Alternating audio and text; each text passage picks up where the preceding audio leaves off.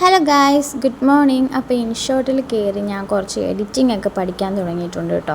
അപ്പോൾ ഞാൻ എൻ്റെ ഈ വീഡിയോയിലാണ് എഡിറ്റിങ്ങിൻ്റെ കലാവിരുത് രണ്ടെണ്ണമൊക്കെ ഇറക്കിയിരിക്കുന്നത്. അപ്പം എങ്ങനെയുണ്ട് എഡിറ്റിങ്, ഇനി ഞാൻ മെച്ചപ്പെടുത്തണോ, അതുപോലെ തന്നെ നമ്മുടെ വീഡിയോ എങ്ങനെയുണ്ട്, ഇഷ്ടമായോ, ഇനി ഞാൻ എന്തെങ്കിലും എക്സ്ട്രാ ആയിട്ട് എന്തെങ്കിലും ചെയ്യണോ, അപ്പോൾ എന്താണെങ്കിലും അഭിപ്രായങ്ങൾ നിർദ്ദേശങ്ങൾ നിങ്ങൾ ഉറപ്പായിട്ടും എവിടെ കമൻറ്റ് ചെയ്യണം, കമൻറ്റ് ബോക്സിൽ നിങ്ങൾ കമൻറ്റ് ചെയ്യണം കേട്ടോ. പിന്നെ എല്ലാ ദിവസവും വീഡിയോ ഇടാൻ ഞാൻ ഇപ്പോൾ നോക്കുന്നുണ്ട്. അപ്പം നിങ്ങളുടെ സപ്പോർട്ട് വേണം. അറിയാലോ, എല്ലാവരുടെയും സപ്പോർട്ട് ഉണ്ടെങ്കിലേ യൂട്യൂബ് ചാനൽ എനിക്ക് അങ്ങോട്ട് കയറാൻ പറ്റത്തുള്ളൂ. അപ്പോഴത്തേക്കും ഇന്നത്തെ രാവിലെ നമ്മൾ എന്തൊക്കെ ചെയ്തതെന്ന് നോക്കിയാലോ. രാത്രിയിലാണ് നമ്മൾ ചോറും കറിയും എല്ലാം വെക്കുന്നത്. രാവിലെ എണീക്കുക, രാവിലത്തേക്കുള്ള ഫുഡ് വെക്കുക, അത്രയേ ഉള്ളൂ. അപ്പോൾ ഇന്ന് നമ്മൾ സ്പെഷ്യലായിട്ടൊരു സാധനമാണ്. പക്ഷേ ഇനി അതൊരു 3 ദിവസത്തേക്ക് ആ സ്പെഷ്യൽ തന്നെ ആയിരിക്കും. നമ്മൾ അങ്ങനെ ആയിരിക്കുമല്ലോ എല്ലാ വീട്ടിലും അല്ലേ. മാവ് എന്തെങ്കിലും അരച്ച് വെച്ച് കഴിഞ്ഞാൽ പിന്നെ ആ മാവ് തീരുന്നിടം വരെ അപ്പം തന്നെ ആയിരിക്കുമല്ലോ. അത് തന്നെയാണ് ഇവിടെ ഞാൻ ചെയ്യുന്ന സ്ട്രാറ്റജി. പിന്നെ രാവിലെ ചോറ്, പിന്നെ ജോലിക്ക് പോകുന്നതുകൊണ്ട് ചോറ് ഒന്ന് ചൂടാക്കി വെക്കണം. പിന്നെ നമ്മുടെ കറി ഒന്ന് ചൂടാക്കും. പിന്നെ കാപ്പി തിളപ്പിക്കും. പിന്നെന്താണ് കുറേ വരുന്നുണ്ട്, എല്ലാവരും ക്ഷമിക്കണം. അത് എന്താ പറയേണ്ടത് എന്ന് കുറച്ച് നാളായല്ലോ നമ്മൾ ചെയ്യാൻ തുടങ്ങിയിട്ട്. ഇനി സെറ്റാക്കാം കേട്ടോ, അത് എന്നോട് ക്ഷമിക്കുക എല്ലാവരും. പിന്നെ അതുപോലെ തന്നെ ഇപ്പോൾ ആണെങ്കിൽ പഞ്ചസാര ഇടുന്നുണ്ട് കേട്ടോ. തേയിലയാണ് രാവിലെ തേയിലയാണ് തിളപ്പിച്ചത്. അപ്പം പഞ്ചസാര ഇടുമല്ലോ, എല്ലാവരും ഇടുമല്ലോ അല്ലേ. ഷുഗർ ഉള്ളവരൊക്കെ ഉണ്ടോ? എനിക്ക് പ്രഗ്നൻസിയുടെ സമയത്ത് ഷുഗർ ഉണ്ടായിരുന്നു കുഞ്ഞിയുടെ. അപ്പോഴത്തേക്ക് ഞാൻ പഞ്ചസാരയൊന്നും കഴിക്കത്തില്ലായിരുന്നു. ഒരു 5 മാസം മുതൽ എനിക്ക് ഷുഗർ നന്നായിട്ട് പിടിച്ചായിരുന്നു. പിന്നെ ഞാൻ പഞ്ചസാര, ഐസ്ക്രീം, മൈ ഫേവറേറ്റ് മുട്ടായി ഒന്നും കഴിക്കത്തില്ലായിരുന്നു.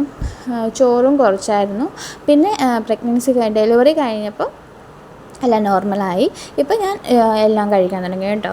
നമ്മുടെ തക്കാളി പിന്നെ തേയില ഇടുന്നുണ്ട് കേട്ടോ. തേയില ഇടാൻ വേണ്ടി ഞാൻ പെട്ടെന്നുള്ളതിന് വേണ്ടി കയ്യിലാണ് എടുത്തിരുന്നത്. സ്പൂണൊക്കെ വേണമെങ്കിൽ നമുക്ക് എടുക്കാം. പിന്നെ ഒരു സ്പൂൺ എടുക്കാനുള്ള ആ ഒരു തിരക്കിൽ കിട്ടിയില്ല. അപ്പോൾ ഞാൻ വേഗം തേയിലയൊക്കെ ഇട്ട് കാപ്പി തിളപ്പിക്കുന്നുണ്ട് കേട്ടോ. അപ്പോഴത്തേക്കും കാപ്പിയൊക്കെ ആയി. ഇനിയും രാവിലത്തേക്ക് വേണ്ടി ഞാൻ മാവ് അരച്ച് വെച്ചിട്ടുണ്ടായിരുന്നത് ഞാൻ പറഞ്ഞായിരുന്നു. പക്ഷേ എന്ത് മാവാണെന്ന് ഞാൻ പറഞ്ഞില്ല. അത് നമ്മുടെ വട്ടയപ്പത്തിൻ്റെ മാവാട്ടോ. അതായത് ഒന്നുമില്ല, നമ്മുടെ പാലപ്പത്തിന് അരക്കില്ലേ, അത് തന്നെ. അതായത് അരിപ്പൊടി ഇല്ല, ഞാൻ അരിയുടെ പേരെന്തായിരുന്നു മറന്നുപോയല്ലോ. പച്ചരി റേഷൻ കടയിൽ നിന്ന് പച്ചരി കിട്ടിയായിരുന്നു കേട്ടോ. പച്ചരിയും തേങ്ങ, പിന്നെ ശർക്കരയുടെ പാനി എടുത്തു. പിന്നെ നമ്മുടെ കാര്യസ്ഥന് ഇവിടെ കാര്യമായിട്ട് എന്തോ പത്രത്തിൽ വായിച്ച് മുഴുകിയിരിക്കുകയാണ്. നമ്മൾ ശല്യപ്പെടുത്തണ്ടല്ലേ, വായിക്കട്ടെ.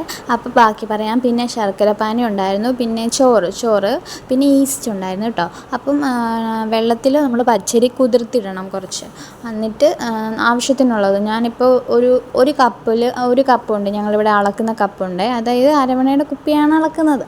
അപ്പോൾ ആ കുപ്പിയിൽ 3 കപ്പ് പച്ചരിയും പിന്നെ ശർക്കര പാനിയാക്കി, ഒരു വലിയ ശർക്കരയാണ് അത് പാനിയാക്കിയതും, പിന്നെ തേങ്ങ പീര ചിരണ്ടിയത്, പിന്നെ ഇച്ചിരി ഈസ്റ്റും പിന്നെ കുറച്ച് ചോറ്, ഇതും എല്ലാം കൂടെ മിക്സ് ചെയ്തു. അപ്പം നമ്മൾ പാലപ്പത്തിന് ഒഴിക്കുന്ന പോലെ നമ്മൾ മിക്സ് ചെയ്യാൻ പാടില്ല. അതായത് വെള്ളം പോലെ ആവരുത് നമ്മുടെ മാവ്. വെള്ളം പോലെ ആയാൽ നമ്മുടെ അപ്പം ശരിയാവത്തില്ല കേട്ടോ.